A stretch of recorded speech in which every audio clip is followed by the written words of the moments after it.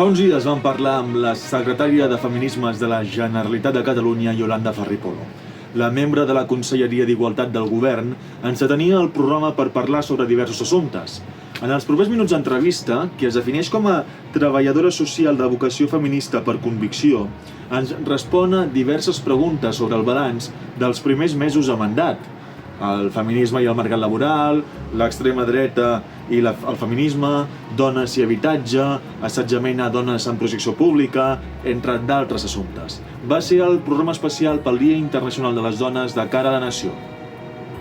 Yolanda Ferrer, secretària de Feminismes del Departament d'Igualtat, bon dia i benvolguda a cara a la nació. Hola, moltes gràcies per convidar-me. Encantada de ser aquí. Secretària, vostè fa aproximadament un any que ocupa aquest càrrec. Quines són les principals accions que ha impulsat en aquest temps i quins reptes ha trobat en la seva implementació?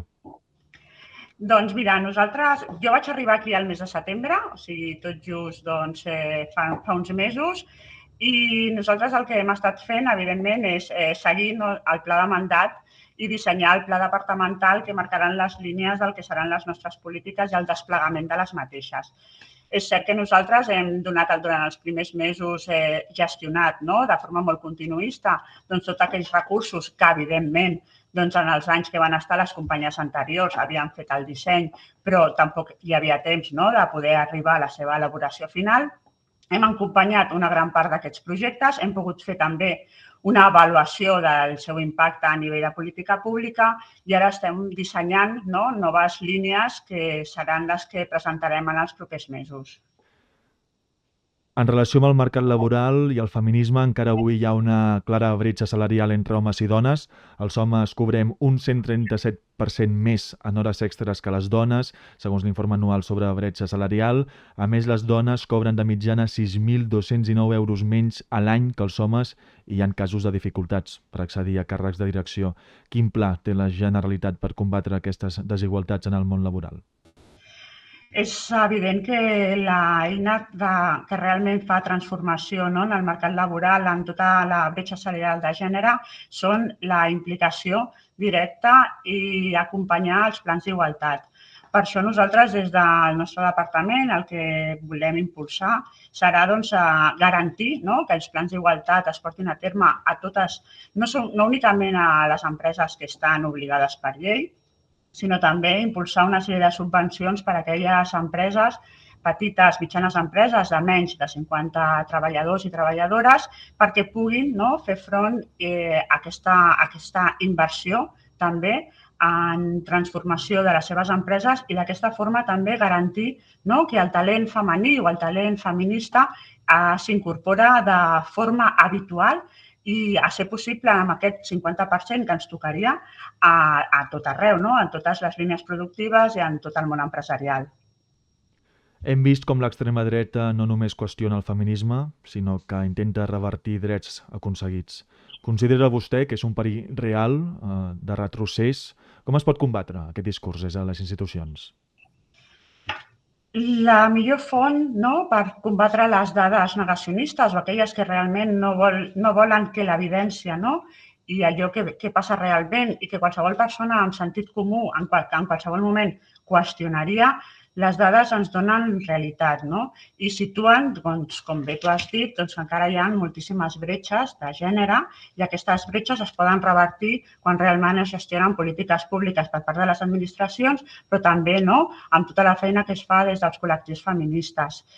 És cert que estem en un moment de negacionisme i el que hem de fer és posar aquestes dades, dir-les de forma oberta, situar-les al mig del debat públic i també a l'agenda feminista i d'aquesta manera dissenyar polítiques i dissenyar accions que puguin fer front a totes aquestes dades que ens estem trobant. Està clar que l'auge de l'extrema dreta és evident. Es pot fer autocrítica des dels partits progressistes? En els últims anys ha governat Esquerra Republicana de Catalunya, ara governa el Partit Socialista de Catalunya, però l'auge segueix. Potser, quina autocrítica es pot fer en aquest sentit, senyora Ferrer? A veure, la democràcia permet que els partits polítics presentin les seves candidatures i després tota la ciutadania evidentment, i com no hauria de ser d'una altra manera, doncs té dret a vot. A partir d'aquí el que és cert és que en el moment feminista o en les agendes feministes que són comunes, no? I que és una agenda feminista que garanteix els drets de totes les dones, si en algun moment es genera algun tipus de fracció entre nosaltres o ens fragmenten, està clar que els que acaben guanyant sempre són els mateixos, no? I són aquelles persones o aquells grups polítics que busquen confrontar, que busquen situar-nos en situacions molt polaritzades i que en qualsevol cas potser el més revolucionari en aquests moments és buscar consensos, buscar espais de diàlegs i que continuem estant juntes perquè juntes, evidentment, sempre serem més fortes. Un altre dels assumptes que també es comenta molt als serveis informatius a molts mitjans de comunicació perquè és una realitat, és la crisi de l'habitatge que afecta especialment les dones en situació de vulnerabilitat.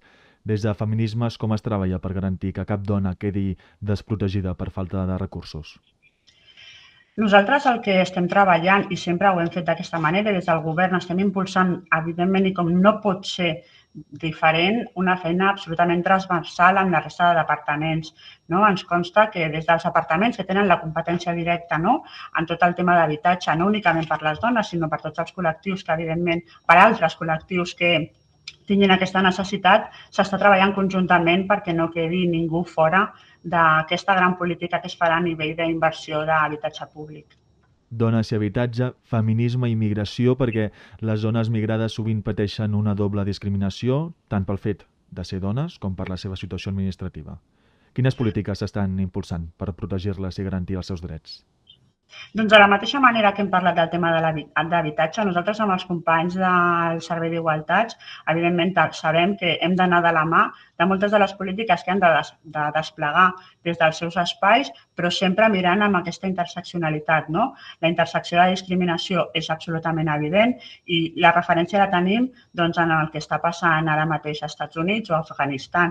En qualsevol cas, les dones, sigui com sigui, sempre som les primeres en veure com el retrocés dels nostres drets i, evidentment, també les dones migrades.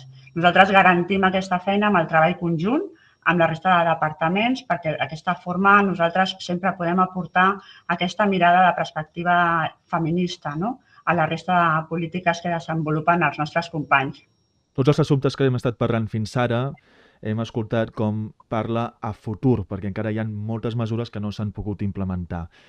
Per tant, m'agradaria fer-li una pregunta i és saber com es treballa des del seu departament per introduir el feminisme de manera efectiva en l'educació i prevenir actituds masclistes des de la infància. Si des de la infància s'educa correctament, almenys a les escoles, perquè jo soc una de les persones, senyora Ferrer, que pensa que l'educació ha d'arribar de casa, no? Però els centres educatius tenen un pilar fonamental en aquest sentit. Cert. Nosaltres en la Direcció General d'Erradicació de Violència, i ara parlem d'educació, però ho vull relacionar des d'aquest espai, partint des de dues subdireccions. Aquestes dues, per una banda, tenim el que seria la gestió de serveis, evidentment, serveis d'atenció que tenim a la cartera per atendre dones, però després hi ha una altra línia que és la sensibilització i prevenció. Evidentment, la prevenció sempre és la millor garantia de que els drets no s'arriben a vulnerar. En qualsevol cas, evidentment, la prevenció que podem fer a la nostra ciutadania jove, als futurs ciutadans que governaran aquest país, seria mitjançant incorporant la coeducació.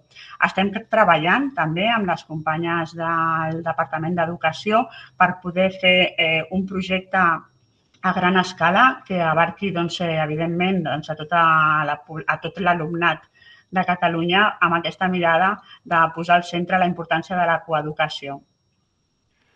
Xarxes socials, Elon Musk, intel·ligència artificial, tota la tecnologia és, sens dubte, un dels temes principals en la nostra societat i que és cert que des dels mitjans de comunicació fem molt èmfasi.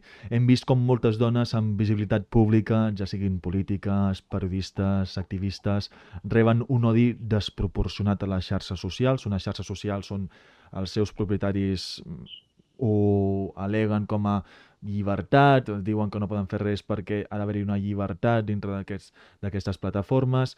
Cal una regulació més estricta per evitar aquest tipus d'assetjament? Nosaltres al llarg d'aquest any desplegarem i presentarem el que serà el CIE digital, perquè evidentment el masclisme el que tenim clar és que sempre troba noves fórmules i sempre es reinventa en funció dels avenços que es fan a nivell social. Les lleis haurien de servir perquè quan alguns fets vulneren els drets d'una part de la població, doncs no és un tema de restringir, ja no estem parlant de drets, sinó que estem parlant de privilegis. Llavors, en aquest cas sí que és important que hi hagi una regulació perquè en qualsevol cas està generant un malestar i en molts casos ja no és un malestar, sinó que està generant violència, en aquest cas cap a les dones. Està clar que els insults en xarxes o les dones som la part de la població que rebem més violència mitjançant les xarxes socials. Ja estem acabant, senyora Ferrer Polo, i li agraeixo que hagi estat aquí amb nosaltres, però m'agradaria tractar també un assumpte del que es comenta molt i també en el jovent, perquè hi ha qui diu que el feminisme està dividit en diversos corrents i que això pot debilitar la lluita pels drets de les dones. Creu vostè que és un problema real? El moviment feminista és un moviment que porta molts anys lluitant per garantir els drets de les dones. És cert que, evidentment, poden haver matisos que ens poden fer generar debat, perquè al final és cert que el debat enriqueix, i en qualsevol cas, i em refereixo a una de les frases que he dit al principi, tenim l'obligació d'entendre'ns, les feministes, perquè si nosaltres ens fragmentem, els que guanyen sempre seran els mateixos. La lluita feminista està ara mateix cohesionada, segons el seu punt de vista, senyora Ferrer? A mi m'agrada pensar que sí. A mi m'agrada pensar que en realitat, que els moviments feministes tenen clara que l'agenda és compartida i que en qualsevol cas hi ha coses que potser s'han de debatre, però no fragmentar el moviment. Són molts anys lluitant per tenir aquests drets com perquè ens els fer passos enrere. Com he dit al principi de l'entrevista, en la seva introducció, aquesta entrevista la gravem uns dies abans per motius d'agenda. No sé si vol donar cap missatge com a secretària de Feminismes del Departament d'Igualtat de la Generalitat de Catalunya en el dia d'avui, que és 8 de març, a les emissores de Terrida Zona Bages i a Ràdio Santpedor. Doncs jo m'agradaria que avui les dones sortim en companyia de la resta de companyes i també dels nostres companys per reivindicar els nostres drets, que sortim al carrer, que gaudim, però que també recordem a totes les dones que ens han obert camí. És per nosaltres d'obligació fer aquesta genealogia feminista i recordar les que van ser perquè nosaltres ara som. Moltes gràcies. Yolanda Ferrer Polo, secretària de Feminismes del Departament d'Igualtat de la Generalitat de Catalunya. Hem intentat en aquesta entrevista abordar diversos assumptes, ho hem hagut de fer una mica ràpid perquè no és una entrevista tampoc en condicions de manera telemàtica, però li asseguro que des d'aquest programa estarem en contacte amb el seu departament per saber quines qüestions estan abordant i intentant focalitzar. Moltes gràcies i bon dia. Moltes gràcies a vosaltres. Merci.